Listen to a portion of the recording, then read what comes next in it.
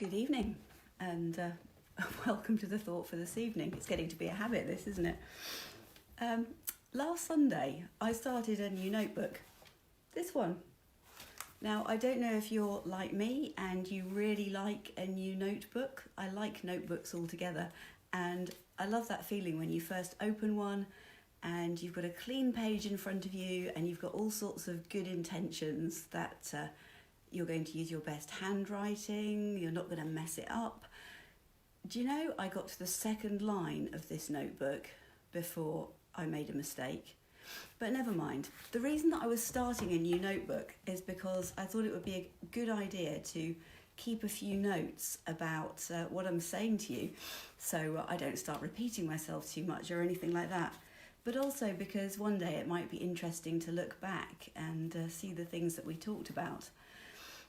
I also looked back at it because I was thinking that in the last week or so, we've all been on a really steep learning curve. So I'm guessing that for most of us, about a week ago, we couldn't really imagine being told to stay in our houses and gardens and not being allowed to go out except for a few basic needs. I'm sure that a lot of us couldn't imagine seeing the pictures of London completely deserted. No cars, very few people, very strange, very difficult to imagine. And I'm sure that certainly for the younger ones of us, we couldn't imagine going to the shops and not being able to rely on finding the basic necessities of life. Now, for me, there has been a really steep learning curve this week. I'm sure this is the same for all of us. But about a week ago, I couldn't imagine live streaming on Facebook. I couldn't imagine why I would ever want to do that. But there you go. I seem to be doing it quite a lot at the moment. I couldn't imagine wandering around my garden as I did the other day, making a video fit to go on YouTube for a school assembly as a way of keeping in touch with the children who are still in school. And I certainly wouldn't have imagined live streaming communion from my front room, doing communion on my own, but not on my own, because a lot of you were there with me, weren't you? And that was really nice. But maybe too much looking back isn't a good thing. There's been a lot that I've picked up, certainly on social media, people looking forward and wondering, when we get to the end of this, when we get to the other side, are we somehow between us going to have made the world a better place? Not belittling the awful side of what's happening, but there are so many amazing stories of people helping each other. I heard a story yesterday of the power being out somewhere and an old man coming to the door and being very concerned that he wasn't going to be able to have hot lunch. And so the workman rigged him up a generator. Lots of things like that, some of which obviously would have happened before, but some of which maybe wouldn't. So maybe through this, we'll manage to make a better world than the one that we have now. It's a good thought. And this is a bit of a tenuous connection maybe, but some of the things that make the world a better place for me at the moment, the things that I love, are music and prayer and poetry. So I'm going to combine all of those for the next few minutes. I know I said last night that I've been really loving when people have put comments on the live stream and said, how about doing this? Or have sent me a message. And somebody said yesterday, haven't heard you play the piano for ages. Why don't you play us a tune?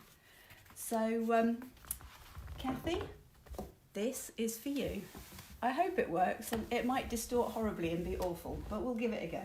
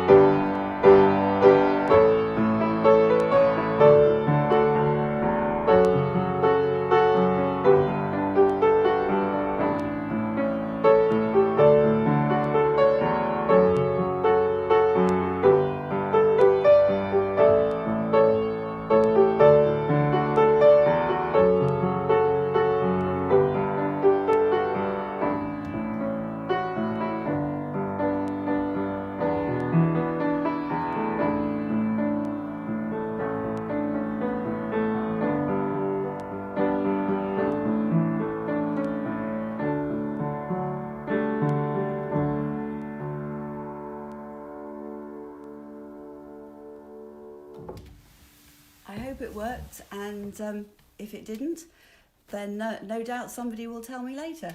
Now, I just want to finish off by reading you something. So this is a poem by a poet called Anne Lewin, and it's not a prayer, but it's about prayer, because sometimes when there's tough stuff going on, it's difficult to know if God's there or not. And this is a poem that I've always found really encouraging if I'm feeling like that about things. So, prayer is like watching for the kingfisher. All you can do is be where he is likely to appear and wait. Often nothing much happens. There is space, silence, and expectancy. No visible sign, only the knowledge that he's been there and may come again. Seeing or not seeing cease to matter. You have been prepared. But sometimes when you've almost stopped expecting it, a flash of brightness gives encouragement.